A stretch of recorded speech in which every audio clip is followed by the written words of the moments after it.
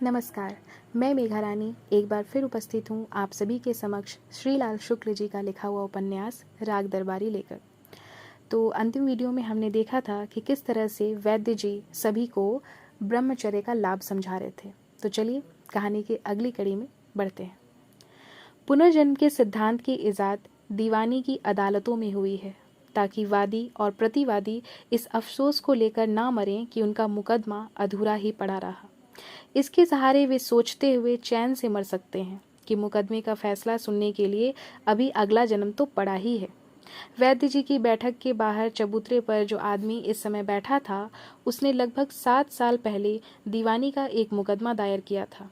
इसलिए स्वाभाविक था कि वह अपनी बात में पूर्व जन्म के पाप, भाग्य, भगवान, अगले जन्म के कार्यक्रम आदि का नियमित रूप से हवाला देता। उसको लोग लंगड़ कहते थे। माथे पर कबीरपंथी तिलक, गले में तुलसी की कंठी, आंधी पानी झेला हुआ दढ़ियल चेहरा, दुबली पतली देह, मिर्जई पहने हुए। एक पैर घुटने के पास से कटा था, जिसकी कमी एक लाठी से पूरी की गई थी। चेहरे पर पुराने जमाने के उन ईसाई संतों का भाव जो रोज अपने हाथ से अपनी पीठ पर खींचकर 100 कोड़े मारते हों। उसकी ओर सनीचर ने भंग का एक गिलास बढ़ाया और कहा, लो भाई लंगड़, पी जाओ, इसमें बड़े बड़े माल पड़े हैं। लंगड़ ने आंखें मूंद कर इनकार किया और थोड़ी देर दोनों में बहस होती रही, जिसका संबंध भंग की गरिमा, बादाम मुनक्के के लाभ, जीवन की क्षण भंगुरता, भोग और त्याग जैसे दार्शनिक विषयों से था। बहस के अंत में सनीचर ने अपना दूसरा हाथ अंडरवियर में पोंछकर सभी तर्कों से छुटकारा पा लिया और सांसारिक विषयों के प्रति उदासीनता दिखाते हुए भुनभुना कर कहा, पीना हो तो सटाक से गटक जाओ, ना पीना हो तो हमारे ठेंगे से।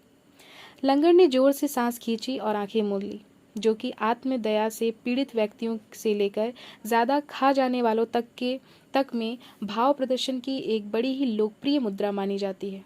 सनीचर ने उसे छोड़ दिया और एक ऐसी बंदर छाप छलांग लगाकर, जो डार्विन के विकासवादी सिद्धांत की पुष्टि करती थी, बैठक के भीतरी हिस्से पर हमला किया। वहां प्रिंसिपल साहब, क्लर्क, वैद्य जी, रंगनाथ आदि बैठे हुए थे। दिन के 10 बजने वाले थे। सनीचर ने भंग का वही गिलास अब प्रिंसिपल साहब की ओर बढ़ाया और वही बात कही, पी जाइए मास्टर साहब, इसमें बड़े बड़े माल हैं। प्रिंसिपल साहब ने वैद्य जी से कहा, कॉलेज का काम छोड़कर आया हूँ, इसे शाम के लिए ही रखा जाए। वैद्य जी ने स्नेहपूर्वक कहा, संध्या काल पुनः पी लीजिएगा। कॉलेज छोड़कर आया हूँ, वे फिर बोले। रुपन बाबू कॉलेज जाने के लिए घर से तैयार होकर निकले। रोज की तरह कंधे पर पड़ा हुआ धोती का छोर, बुश शर्ट जो उनकी फिलॉसफी के अनुसार मैली होने के बावजूद कीमती होने के कारण पहनी जा सकती थी। इस समय पान खा लिया था और बाल संवार लिए थे। हाथ में एक मोटी सी किताब जो खास तौर से नागरिक शास्त्र के घंटे में पढ़ी जाती थी और जिसका नाम जेबी जासूस था। जेब में 2 फाउंटेन पेन, एक लाल एक नीली स्याही का, दोनों बिना स्याही के। कलाई में घड़ी जो सिद्ध करती थी कि जो जुआ खेलता है उसकी घड़ी तक रेहन हो जाती है और जो जुआड़ियों का माल रेहन रखता है उसे कीमती घड़ी 10 रुपए तक में मिल जाती है। रूपन बाबू ने प्रिंसिपल साहब की बात बाहर निकलते निकलते सुन ली थी। वे वहीं से बोले, कॉलेज को तो आप हमेशा ही छोड़े रहते हैं, वह तो कॉलेज ही है जो आपको नहीं छोड़ता।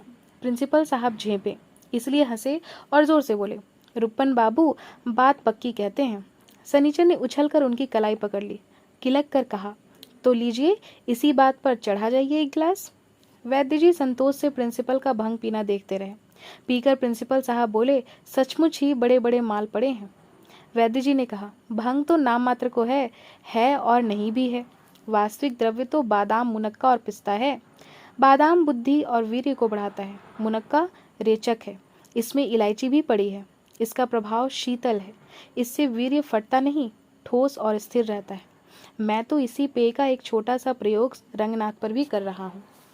प्रिंसिपल साहब ने गर्दन उठाकर कुछ पूछना चाहा, पर वे पहले ही कह चले, इन्हें कुछ दिन हुए ज्वर रहने लगा था, शक्ति क्षीण हो चली थी, इसलिए मैंने इन्हें यहाँ बुला लिया है।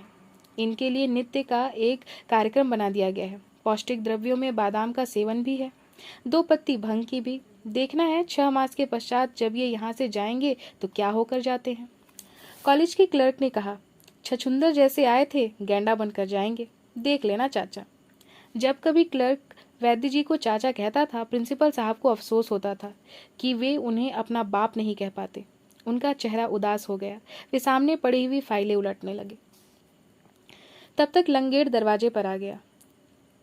शास्त्रों में शूद्रों के लिए जिस आचरण का विधान है, उसके अनुसार चौखट पर मुर्गी बनकर उसने वैद्य जी को प्रणाम किया। इससे प्रकट हुआ कि हमारे यहाँ आज भी शास्त्र सर्वोपरि है और जाति प्रथा मिटाने की सारी कोशिशें अगर फरेब नहीं हैं तो रोमांटिक कार्रवाइयाँ हैं। लंगड़ ने भीख जैसी मांगते हुए कहा, तो जाता हूँ बापू। वैद्य जी ने कहा, जाओ भाई, तुम धर्म की लड़ाई लड़ रहे हो, लड़ते जाओ, उसमें मैं क्या सहायता कर सकता हूँ। लंगड़ ने स्वाभाविक ढंग से कहा, ठीक ही है बापू, ऐसी लड़ाई में तुम क्या करोगे। जब कोई सिफारिश विफारिश की बात होगी तब आकर तुम्हारी चौखट पर सिर रगड़ूंगा। जमीन तक झुककर उसने उन्हें फिर से प्रणाम किया और एक पैर पर लाठी के सहारे झूलता हुआ चला गया। वैद्य जी जोर से हंसे, बोले, इसकी भी बुद्धि बालकों की सी है। वे बहुत कम हंसते थे। रंगनाथ ने चौंक कर देखा। हंसते ही वैद्य जी का चेहरा मुलायम हो गया। नेतागिरी की जगह भलमन साहत ने ले ली। एक आचारवान महापुरुष की जगह वे बच्चलन जैसे दिखने लगे। रंगनाथ ने पूछा, यह लड़ाई कैसी लड़ रहा है। प्रिंसिपल साहब सामने फैली हुई फाइलें और चेक बुकें, जिनकी आड़ में वे कभी कभी यहाँ सवेरे सवेरे भंग पीने के लिए आते थे, समेटने लगे थे। हाथ रोककर बोले, इसे तहसील से एक दस्तावेज की नकल लेनी है। इसने कसम खाई है कि मैं रिश्वत ना दूंगा और कायदे से ही नकल लूंगा। उधर नकल बाबू ने कसम खाई है कि मैं रिश्वत ना लूंगा और कायदे से ही नकल दूंगा। इसी की लड़ाई चल रही है। रंगनाथ ने इतिहास में एमए किया था और ना जाने कितनी लड़ाइयों के कारण पढ़े थे। सिकंदर ने भारत पर कब्जा करने के लिए आक्रमण किया था। पुरु ने उसका कब्जा न होने पाए इसलिए प्रतिरोध किया था। इसी कारण लड़ाई हुई थी। अलाउद्दीन ने कहा था कि मैं पद्मिनी को लूंगा। राणा ने कहा कि मैं पद्मिनी को नहीं दूंगा, इसीलिए लड़ाई हुई थी। सभी लड़ाइयों की जड़ में यही बात थी। एक पक्ष कहता था लूंगा, दूसरा कहता था नहीं दूंगा। इसी पर लड़ाई होती थी। पर यहाँ लंगड़ कहता था धर्म से नकल लूंगा, बाबू कहता था धर्म से नकल दूंगा। फिर भी लड़ाई चल रही थी। रंगनाथ ने प्रिंसिपल साहब से इस ऐतिहासिक विपर्यय का मतलब पूछा। उसके जवाब में उन्होंने अवधि में एक कहावत कही, जिसका शाब्दिक अर्थ था, हाथी आते हैं, घोड़े जाते हैं, बेचारे ऊंट गोते खाते हैं। यह कहावत शायद किसी जिंदा अजायब घर पर कही गई थी, पर रंगनाथ इतना तो समझ ही गया कि इशारा किसी सरकारी दफ्तर की लंबाई, चौड़ाई और गहराई की ओर है। फिर भी वह लंगड़ और नकल बाबू के बीच चलने वाले धर्मयुद्ध की डिजाइन नहीं समझ पाया। उसने अपना सवाल और स्पष्ट रूप से प्रिंसिपल साहब के सामने पेश किया। उनकी ओर से क्लर्क बोला, ये गंजों के चोचले हैं, मुश्किल से समझ में आते हैं। लंगड़ यहाँ से 5 कोस दूर एक गांव का रहने वाला है। बीवी मर चुकी है। लड़कों से यह नाराज है और उन्हें अपने लिए मरा हुआ समझ चुका है। भगत आदमी है। कबीर और दादू के भजन गाया करता था। गाते गाते थक गया तो बैठे ठाले एक दीवानी का मुकदमा दायर कर बैठा। मुकदमे के लिए एक पुराने फैसले की नकल चाहिए। उसके लिए पहले तहसील में दरख्वास्त दी थी। दरख्वास्त में कुछ कमी रह गई, इसलिए वह खारिज हो गई। इस पर उसने दूसरी दरख्वास्त दी। कुछ दिन हुए, यह तहसील में नकल लेने गया। नकल नवीस चिड़ीमार निकला। उसने 5 रुपए मांगे। लंगड़ बोला कि रेट 2 रुपए का है। इसी पर बहस हो गई। 2-4 वकील वहां खड़े थे। उन्होंने पहले नकल नवीस से कहा कि भाई 2 रुपए में ही मान जाओ, यह बेचारा लंगड़ा है, नकल लेकर तुम्हारे गुण गाएगा। पर वह अपनी बात से बाल बराबर भी नहीं खिसका। एकदम से मर्द बन गया और बोला कि मर्द की बात एक होती है, जो कह दिया वही लूंगा। तब वकीलों ने लंगड़ को समझाया। बोले कि नकल बाबू भी घर गिरस्तीदार आदमी है, लड़कियां ब्याहनी है, इसलिए रेट बढ़ा दिया है, मान जाओ और 5 रुपए दे दो। पर वह भी ऐंठ गया। बोला कि अब यही होता है, तनख्वाह तो दारू कलिया पर खर्च करते हैं और लड़कियां ब्याहने के लिए घूस लेते हैं। नकल बाबू बिगड़ गया। गुर्रा कर बोला कि जाओ, हम इसी बात पर घूस नहीं लेंगे, जो कुछ करना होगा कायदे से करेंगे। वकीलों ने बहुत समझाया कि ऐसी बात ना करो, लंगड़ भगत आदमी है, उसकी बात का बुरा ना मानो।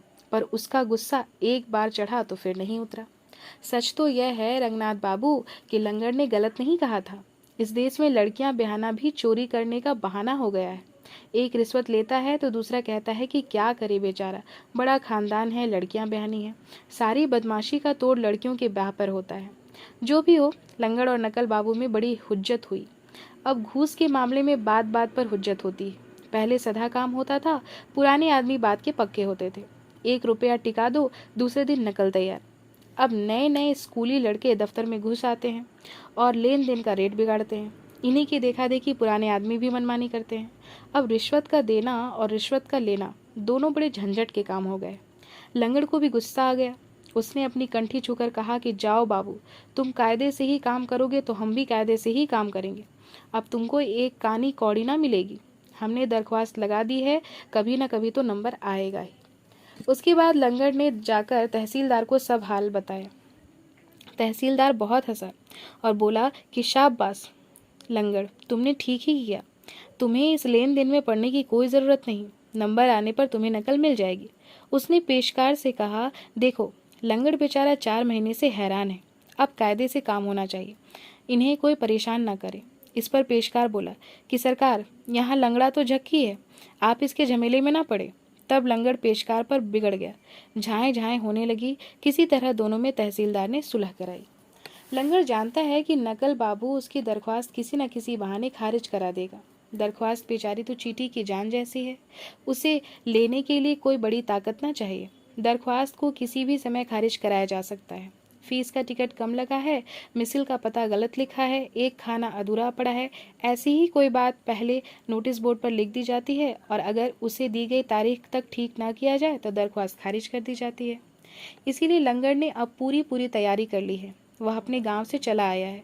अपने घर में उसने ताला लगा दिया है। खेत पात, फसल, बैल, बधिया सब भगवान के भरोसे छोड़ आया है।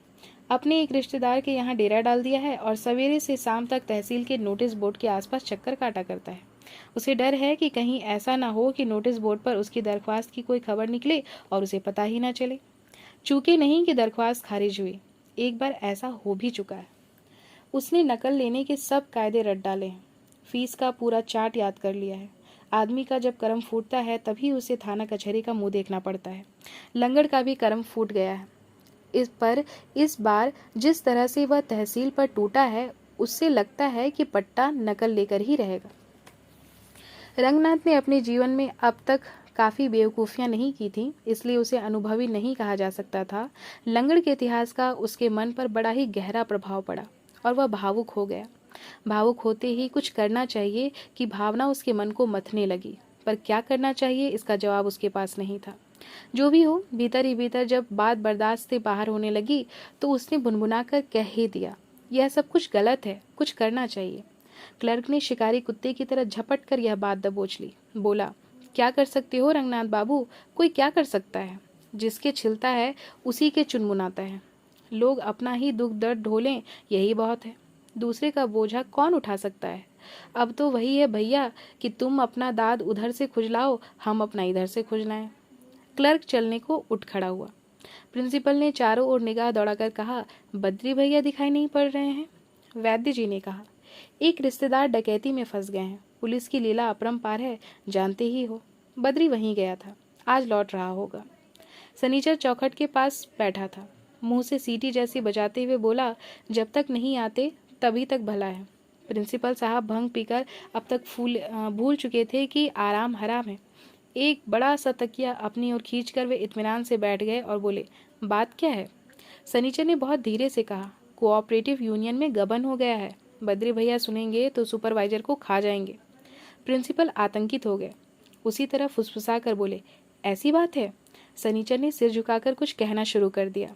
वार्तालाप की यह वही अखिल भारतीय शैली थी जिसे पारसी थिएटरों ने अमर बना दिया है। इसके सहारे एक आदमी दूसरे से कुछ कहता है और वहीं पर खड़े हुए तीसरे आदमी को कानो कान खबर नहीं होती।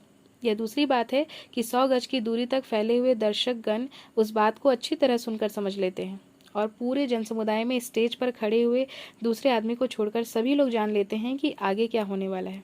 संक्षेप में, बात को गुप्त रखने की इस हमारी परंपरागत शैली को अपनाकर सनीचर ने प्रिंसिपल साहब को कुछ बताना शुरू किया। पर वैद्य जी कड़क कर बोले, क्या स्त्रियों की भांति फुसफुस कर रहा है? कोऑपरेटिव में गबन हो गया है तो कौन सी बड़ी बात हो गई? कौन सी यूनियन है जिसमें ऐसा ना हुआ हो?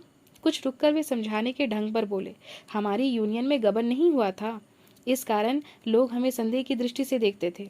अब तो हम कह सकते हैं कि हम सच्चे आदमी हैं, गबन हुआ है और हमने छिपाया नहीं है, जैसा है वैसा हमने बता दिया है।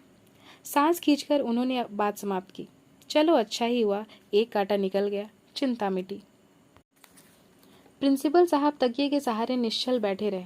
आखिर में एक ऐसी बात बोले जिसे सब जानते हैं। उन्होंने कहा, लोग आजकल बड़े बेईमान हो गए हैं। यह बात बड़ी ही गुणकारी है और हर भला आदमी इसका प्रयोग मल्टीविटामिन टिक्कियों की तरह दिन में 3 बार खाना खाने के बाद कर सकता है। पर क्लर्क को इसमें कुछ व्यक्तिगत आक्षेप जैसा जान पड़ा। उसने जवाब दिया, आदमी आदमी पर है, अपने कॉलेज में तो आज तक ऐसा नहीं हुआ। वैद्य जी ने उसे आत्मीयता की दृष्टि से देखा और मुस्कुराए। कोऑपरेटिव यूनियन वाला गबन बीज गोदाम से गेहूं निकाल कर हुआ था। उसी की ओर इशारा करते हुए बोले, कॉलेज में गबन कैसे हो सकता है, वहाँ गेहूं का गोदाम नहीं होता। यह मजाक था। प्रिंसिपल साहब हंसे। एक बार हंसी शुरू हुई तो आगे का काम भांग ने संभाल लिया। वे हंसते ही रहे, पर क्लर्क व्यक्तिगत आक्षेप के संदेह से पीड़ित जान पड़ता था। उसने कहा, पर चाचा, कॉलेज में तो भूसे के सैकड़ों गोदाम है, हर एक के दिमाग में भूसा ही भरा है। इस पर और भी हंसी हुई। सनीचर और रंगनाथ भी हंसे। हंसी की लहर चबूतरे तक पहुंच गई। वहां पर बैठे हुए 2-4 गुमनाम आदमी भी असंपृक्त भाव से हंसने लगे। क्लर्क ने प्रिंसिपल को आंख से चलने का इशारा किया। यह हमारी गौरवपूर्ण परंपरा है कि असल बात 2-4 घंटे की बातचीत के बाद अंत में ही निकलती है। अतः वैद्य जी ने अब प्रिंसिपल साहब से पूछा, और कोई विशेष बात? कुछ नहीं, वही खन्ना वाला मामला है। परसों दर्जे में काला चश्मा लगाकर पढ़ा रहे थे।